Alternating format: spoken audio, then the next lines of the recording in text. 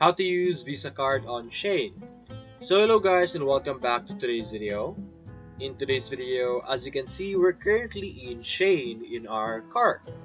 And you can see here, you can notice that Visa card is actually one of the cards that they accept for payment, alongside many other options over here.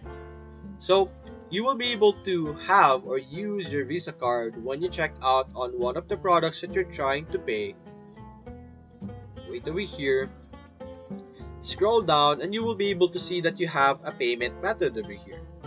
Simply select that and click on place order, which will of course prompt you to enter your Visa card information. As long as it's of course credit and debit, you're going to see the usual credit and debit card form fill out that you're going to have to enter information to, which you will then be able to use your Visa card to purchase something in Shein.